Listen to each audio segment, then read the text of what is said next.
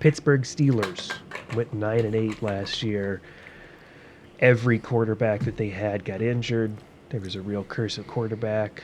Deontay Johnson missed a bunch of time. Pat Friesenmouth. I'm not ever going to try and learn how his actual their tight end Fryermuth. Fryermuth missed a bunch of games too. He was a pretty consistent contributor. So with their offensive line looking average, below average, you have Russell Wilson coming in. I guess it doesn't really matter what even was 2023. Let's put it that way. This is a really good team with a great coaching staff that pulled out 9-8. They're in the hunt. 9-8, with a playoff appearance. Yeah. So I think you mentioned great coaching staff. I think some people would maybe contest that for 2023. Going into 2023, people wanted Matt Canada out. He was kept on as the offensive coordinator for last year, fired midway through. Every quarterback that was on the roster in 2023 is gone. So we're going to see a lot of turnover on this roster for 2024. When we look at their offensive stats, they were 25th in passing, 13th in rushing. We're going to see a ton of change for that. Let's go over any other offseason departures. We hit every quarterback. Deontay Johnson has been traded. He is out, and I think we had a note on there from a different episode. Those are the main ones that I wanted to cover.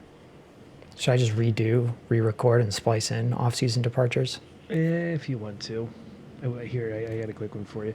2024 off-season departures, terrible quarterback room, completely gone, totally destroyed. Deontay Johnson, also gone. Yes. All three starting quarterbacks from last year out. Deontay Johnson traded. 2024, we are bringing in two new quarterbacks, Russell Wilson, Justin Fields. As of right now, Russell Wilson is named as the starter. I think the general NFL fan world thinks it might be a quarterback competition. Mike Tomlin has said it is Russell Wilson. We'll see as the summer goes on. Usually when he says something, he typically sticks with it, and he sticks by his guys, like Matt Canada, as we talked about.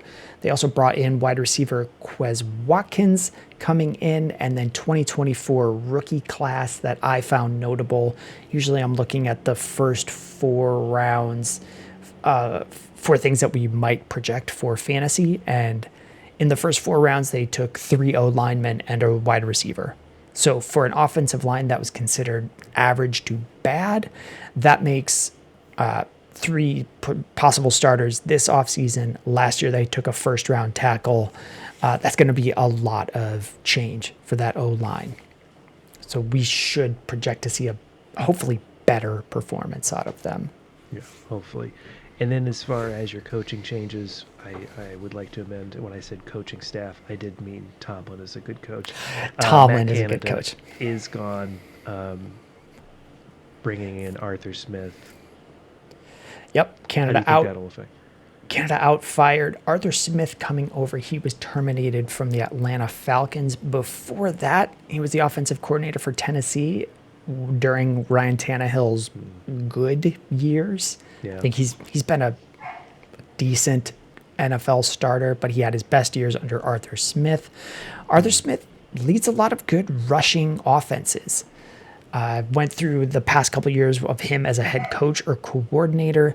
The only year that I couldn't find them being a great rushing offense was his first year in Atlanta, where they were near the bottom of the league. But years in Tennessee, they were great. His past couple of years in Atlanta were great rushing offenses, even if people maybe had some qualms about his usage of Bijan Robinson and Tyler Algier and who was getting carries. The offenses get rushing yards, and we should see that happen again with both Najee Harris and Jalen Warren. I'm projecting that they're going to take a step forward this year with Arthur Smith coming in. So fantasy draft wise, at that QB position, are you going anywhere near Russell Wilson? I would guess immediately, are you going anywhere near Justin Fields? I would guess no. How do you feel about that quarterback position? In a 2 quarterback league, I would grab whoever is the starter. I think that, NFL teams aren't happy to have the 20th best quarterback. I don't know that either one of these guys is going to be there next year, but if whoever is starting is probably going to be usable in a 2 quarterback league. Not really Absolutely. anything I'm looking at in a 1 quarterback league. Wide receiver position, who are they throwing to? Is that anybody you could look for, even early, mid, late even? Yeah, I'd be looking at George Pickens as a flex wide receiver 2 range. I think the way the league has been moving is there's going to be a lot of great wide receiver 2, 3s that are all kind of interchangeable. I think he's going to have some big blow up games, so some deep catches, but not someone I'm targeting as a top option. Rookie Roman Wilson, I think he's known for his route running and his ability to get separation, which lines up with what they're losing in Deontay Johnson. The Steelers seem to always draft great receivers, so is someone I might take a late round flyer on and see if he develops in the first 3 to 4 weeks. But third round rookie receivers don't typically produce a ton of fantasy value in that first year, especially early on in the year. So he's someone I'll be watching as the year goes on and seeing if I can grab him. But even with this being a generally weak wide receiver room, I'm not looking for great production out of him. Absolutely. As far as a running back position, Najee Harris felt kind of hit and miss. Do you feel like he's going to have a real resurgence here with the new offensive coordinator? What do you feel there? I would buy him for a. I think that the fantasy community is generally slow to react to coaching changes and offensive line changes. And here we're seeing what we hope is an improvement with Arthur Smith and what we hope is an improvement with a lot of young offensive line talent coming in. I don't know that if you're drafting Najee Harris, I expect you're paying for last year's production, hoping to get much better production this year. So, yeah, if I can get him as a around the RB20 range, I think that's great. I'm expecting him to outperform that, and I think I'll be able to get that in a lot of drafts this year. As a whole, Pittsburgh Steelers, well, I guess real quick here, tight end position, Freiermuth. How do you feel about him? Freiermuth is a great guy if you're just looking to be the last person in your league to draft a tight end. I think he's going to be usable year in, year out, and if he's not, you can cut him pretty easily. He's someone I draft pretty often, in his couple years in the league. Someone I like to draft, to have him as a second tight end option. Maybe you end up moving the guy you drafted first, but I expect that he will be usable throughout the year. Absolutely. Steelers as a whole, do you think this is going to be a team that gets a lot of points? I mean, they went 9-8 last year, like you said, and got that playoff game. But do you think this is going to be a team that scores a lot of touchdowns? This is a team that was 28th in points last year, and for a 9-8 team, I think that was their biggest weakness, is just not getting yards, not getting points, and I don't see it staying that way. I'm not projecting top 10 in points, but if you're going from one of the worst offenses in the league to middle of the pack, I think there's room for everyone across the board to make some advances over their numbers last year.